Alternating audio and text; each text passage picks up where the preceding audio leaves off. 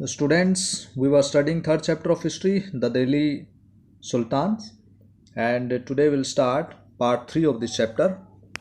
And in this part, we will study about a closer look, administration and consolidation under the Khaljis and Tughlaqs. So let's start this topic. With the help of this flowchart, we will understand the administration of Delhi Sultanate. So this is the flowchart of central administration of Delhi Sultanate. Sultan was supreme, right? Sultan was the supreme and he was the head of the state and enjoyed ultimate powers in every sphere of state activity. Naib enjoyed equivalent position as that of Sultan, and there were 6 kinds of major ministers, right? Wazir, he was the finance minister and prime minister as well. Diwan-e-Risalt, he was foreign affairs minister of foreign affairs, and used to have the contact with the neighboring states and kingdoms. Sadr-ur-Sadar, he was the head of religious department, right? Minister of Islamic, also known as Minister of Islamic. Diwan-e-Insha, he was the minister who looked after the local correspondence of different offices, right? Local correspondence, in other words we can say that local minister. Diwan-e-Ariz was the head of department of Diwan-e-Ariz, and in the capacity was controller general of military department, like he was also known as defense minister or military head of military department. Qazi was the minister of law, very simple and very famous post, Qazi, minister of law. Now let's come to the local administration. Local administration was divided into various provinces. There were 6 kinds of provinces, and these provinces were called Siqs, SIQS, 6. These were 6 in numbers and 6 headed by Shikda. Their head was known as Shikda. So under this system, the entire empire was very evenly divided into several large and small tracts of land called these kinds of 6. So after that, we'll discuss about Paraganas. These 6 were divided into Paraganas, right? Paraganas, and Paraganas were controlled by, means as 6 were controlled by Sikdas, and Sikdas used to maintain law and order in 6, and Paraganas were controlled by different kinds of officials like Amil, Mushrif, Qazi, Hazamdar, etc. So these ministers, for example, Amil were the officers who collected land revenue, right? Who collected land revenue and other taxes. Mushrif were the officers who used to help in the means maintaining law and order.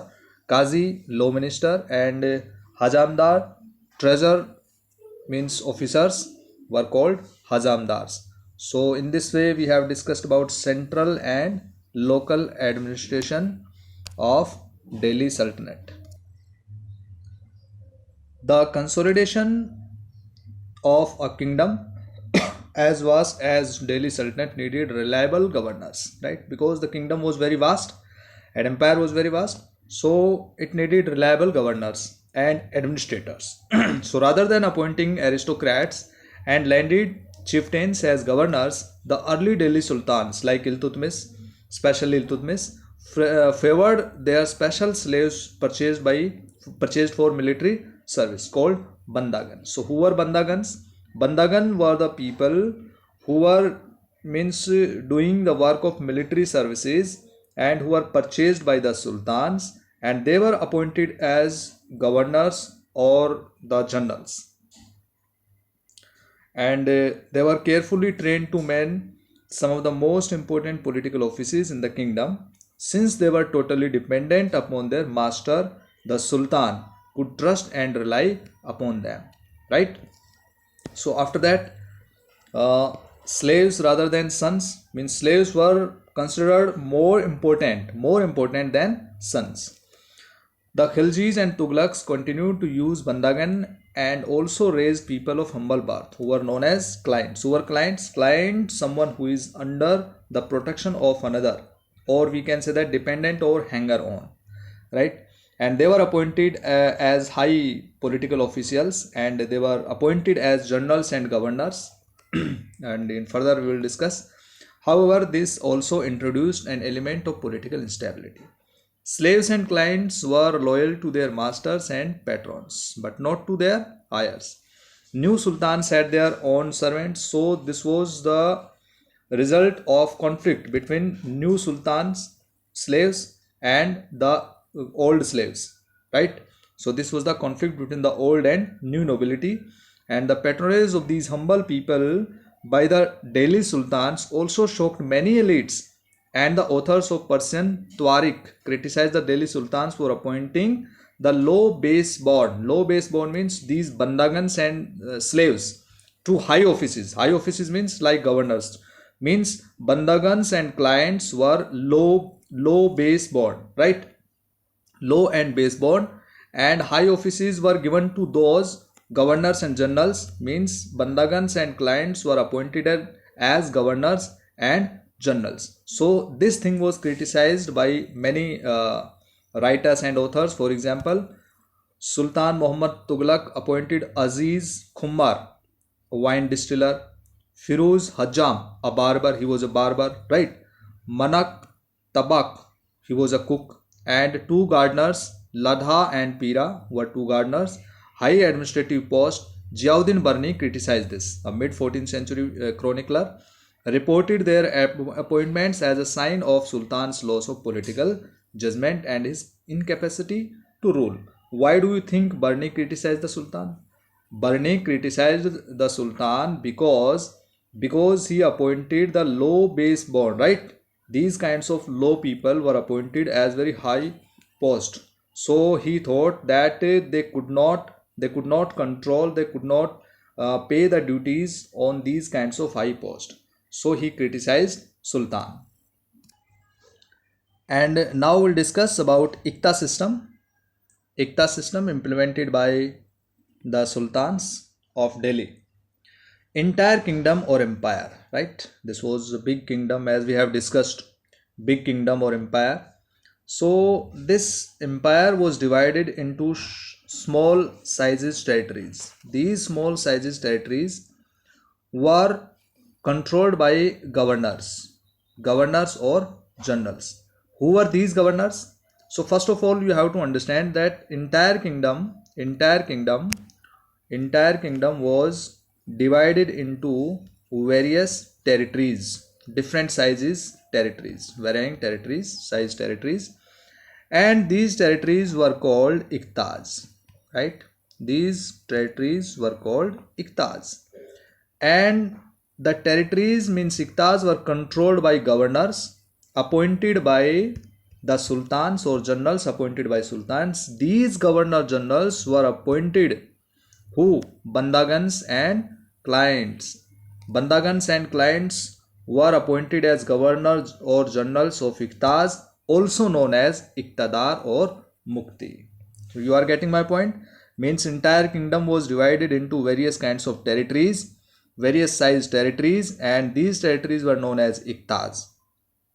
Each iqta was controlled by governor or general, right, who were bandagans or clients, and these governor or generals were known as iqtadar. Means owner of each territory was known as iqtadar or mukti. So what were the duties of these muktis? Muktis had the duty to lead military campaigns in the wars and battles, right? You have to remember, iqtadar or mukti were there to lead military campaigns, and they also were supposed to maintain law and order in the iqta, and they also collected revenues, and with this revenue they used to pay the salaries to the soldiers. Further, these Iqtadars or Muktis were controlled by the sultans. How they were controlled? See here, they were controlled by sultans. So control over Muktis, their office was not inheritable, right? Means anybody could be appointed on this post, and they were appointed for short period, not for a long period. Sometimes they were transferred also within 3 or 4 years. And the most important thing means in the reign of Alauddin Khilji, accountants were appointed, right? Accountants were appointed by the state to check the amount of revenue collected by the Muktis. Care was taken that the Mukti collected only the taxes prescribed by the state and that he kept the required number of soldiers. So all the things were controlled by sultans. So this was the Iqta system. I hope that you got my point and you understand the Iqta system. Again, I am telling you, Iqta system means entire kingdom during Delhi Sultanate was divided into various territories were called Iqtas.